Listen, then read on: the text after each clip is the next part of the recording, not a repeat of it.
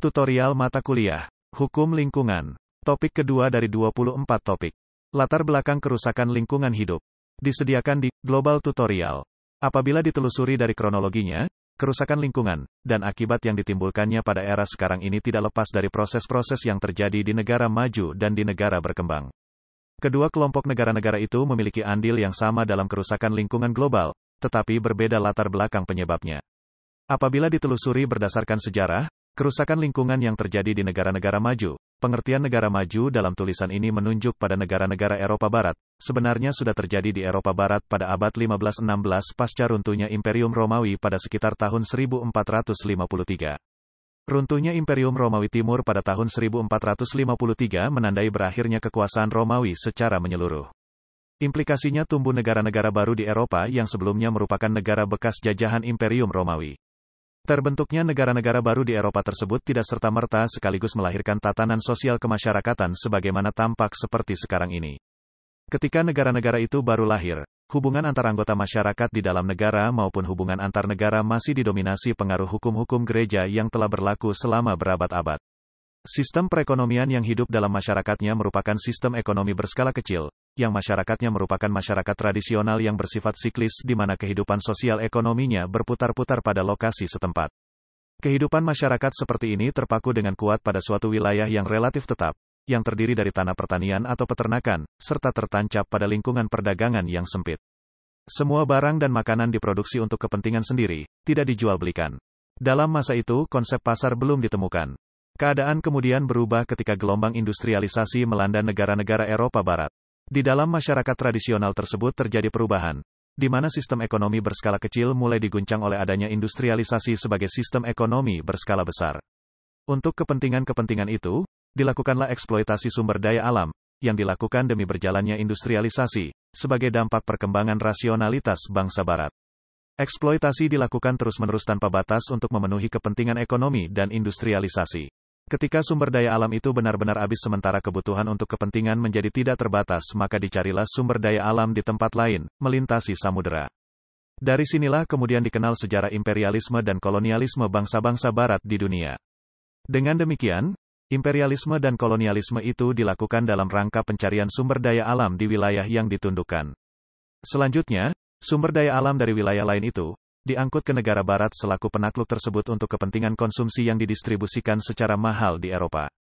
Dengan demikian, negara barat, terutama Eropa, dengan kedatangannya di wilayah-wilayah lain seperti di Asia, Amerika Selatan, maupun Afrika pada masa lalu juga andil dalam proses terjadinya degradasi lingkungan yang pengaruhnya juga dialami pada masa kini.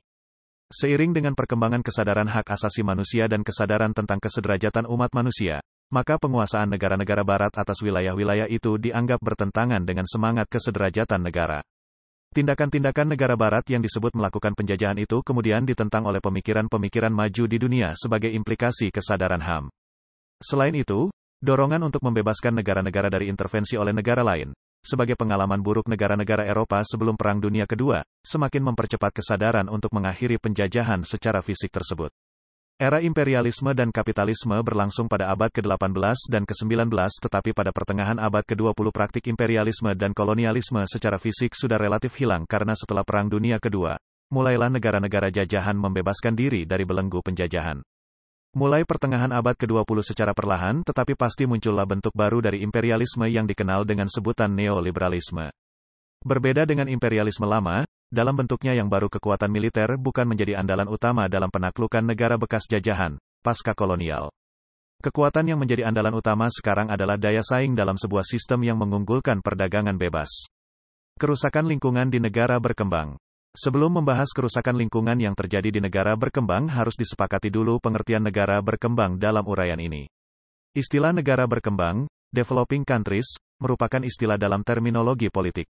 Pengertiannya menunjuk pada negara-negara yang tumbuh sebagai negara baru yang lahir pasca 1945, sebagai negara-negara yang umumnya baru lepas dari kolonialisme negara-negara barat.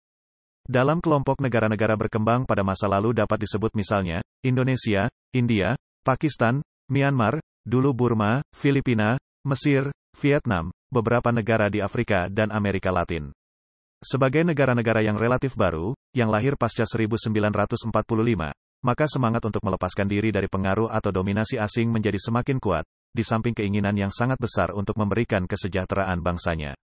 Atas dorongan dari aspek eksternal dan internal itulah maka dilakukanlah percepatan proses-proses pembangunan yang sangat luar biasa. Semua itu juga dilakukan untuk menimbulkan semangat bahwa negara-negara berkembang tersebut mampu berdiri di atas kaki sendiri untuk mempertahankan diri dan mensejahterakan bangsanya. Untuk percepatan itu, maka negara-negara berkembang mengajukan pinjaman ke lembaga-lembaga keuangan internasional, dan untuk mengembalikan pinjaman itu maka dilakukanlah eksploitasi sumber daya alam yang dijual atau dibuat produk yang kemudian dijual untuk kepentingan kemajuan pembangunan. Oleh karena kemudian yang terjadi adalah berkurangnya kualitas lingkungan hidup dan berkurangnya kuantitas sumber daya alam. Kesadaran tentang pentingnya lingkungan untuk menopang kehidupan bagi manusia bukan merupakan kesadaran yang ditopang oleh wawasan rasionalitas yang tinggi sehingga penghargaan kepada lingkungan hidup tidak pernah ada. Lebih-lebih keuntungan yang diperoleh dari perlindungan dan pengelolaan lingkungan hidup bukan merupakan sesuatu yang bersifat konkret, intangible, berbeda dengan keuntungan ekonomi yang dapat dirasakan manfaatnya secara konkret. Sampai kini proses-proses pembangunan yang mengarah pada pengaruh utamaan kesejahteraan ekonomi menjadi prioritas pembangunan di negara-negara berkembang. Pada umumnya pemicu utama kerusakan lingkungan di negara berkembang bersumber dari tingginya jumlah penduduk. Sebagaimana diketahui, pasca 1972, hampir sebagian besar negara berkembang mengalami pertumbuhan penduduk yang sangat pesat. Akibatnya, terjadilah permasalahan pendidikan, kesempatan, peluang, bekerja, serta pemukiman. Secara logika sudah bisa diketahui dengan mudah relasi antara tingginya jumlah penduduk, pendidikan, kesempatan bekerja, dan pemukiman. Jumlah penduduk yang tinggi akan menyebabkan distribusi kesejahteraan makin berkurang. Ibarat dana Rp100 yang seharusnya diperuntukkan satu orang, harus dibagi untuk 4 orang. Akibatnya, berbagai kebutuhan akan sulit dipenuhi, termasuk kebutuhan pendidikan. Ketika kebutuhan pendidikan tidak dapat dipenuhi, maka yang terjadi adalah rendahnya kualitas sumber daya manusia. Akibat lebih lanjut maka mereka yang berpendidikan rendah atau bahkan tidak berpendidikan, akan gagal untuk mendapatkan kesempatan bekerja. Demikianlah maka penduduk tersebut didera oleh kemiskinan. Di sisi lain, mereka tetap membutuhkan pemukiman. Demikianlah, maka akibatnya, mereka akan bermukim tetap di wilayah-wilayah atau ruang yang seharusnya tidak diperuntukkan untuk pemukiman. Akibat, yang terjadi, potensi banjir, longsor karena rusaknya tata ruang tadi, mengancam di setiap waktu. Keadaan tersebut menjadi semakin akut ketika terjadi pembiaran oleh pemerintah, yang memang tidak dapat berbuat apa-apa untuk mengatasi kemiskinan ini. Keadaan seperti ini pun menjadi sangat dilematis. Pemerintah tidak memiliki kekuatan untuk mengatasi persoalan ini berhubungan tidak memiliki sumber daya ekonomi, fasilitas yang memadai. Di satu sisi, memaksa mereka untuk menaati peraturan tata ruang tidak akan bisa dipenuhi karena kebutuhan pemukiman yang tidak bisa dilakukan. Persoalan lingkungan hidup di negara berkembang menjadi semakin berat, manakala terjadi kolaborasi antara penguasa pengusaha dan pemerintah yang merugikan masyarakat. Kolaborasi semacam ini sering sulit dibuktikan karena terkemas dalam kebijakan maupun peraturan perundang-undangan yang diterima sebagai kebenaran oleh masyarakat sebagai sesuatu yang tidak terbantahkan. Secara mudah dapat digambarkan misalnya, fenomena yang terjadi acap kali berkaitan dengan rencana pembangunan industri-industri besar di suatu daerah. Betapa sering kita mengetahui bahwa berdirinya industri-industri besar di suatu daerah, sesungguhnya merupakan hasil kolusi antara kepentingan penguasa, kepentingan pemerintahan daerah setempat dan kepentingan pengusaha, investor, yang ditunjang dengan analisis-analisis pembenaran keilmuan yang berpihak pada kepentingan investasi. Pada saat yang sama, ketika masyarakat setempat ataupun masyarakat lokal, masyarakat adat, melakukan perlawanan, mereka justru ditindas. Lebih ironis lagi, penindasan itu mengatasnamakan kepentingan negara atau peraturan hukum. Hal yang terjadi kemudian di masa-masa berikutnya adalah kerusakan lingkungan dan akibat itu harus ditanggung masyarakat setempat. Dalam hubungan kolaborasi antara kekuatan kapitalisme global dengan penguasa, negara, dan pengusaha, muncullah koalisi kepentingan. Untuk kepentingan-kepentingan kelanggengan koalisi inilah, maka rakyat dan lingkungan hidup akan mudah dikorbankan. Penguasa negara berkepentingan dengan keuntungan-keuntungan pribadi yang diperoleh karena kewenangannya, sedangkan kekuatan kapitalisme global, yang direpresentasikan oleh korporasi multinasional, berkepentingan dengan terus terjaganya pasokan bahan baku maupun hasil produksi yang terus-menerus diperbesar demi kepentingan akumulasi modal. Dalam kerangka ini, maka pembuatan peraturan lingkungan di tingkat nasional tidak akan banyak melibatkan peran masyarakat.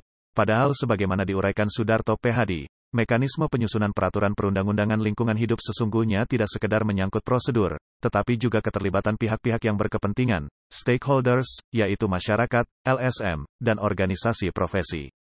Berdasarkan hasil penelitiannya atas beberapa undang-undang yang mengatur masalah lingkungan hidup di Indonesia, Sudarto PhD, kemudian menuliskan bahwa pada awal dan sampai akhir tahun 1990-an, di Indonesia telah disusun dan atau telah diratifikasi perjanjian-perjanjian internasional yang berkaitan dengan lingkungan hidup, yang antara lain adalah Undang-Undang Nomor 5 Tahun 1994 tentang pengesahan Konvensi PBB mengenai perlindungan keanekaragaman hayati.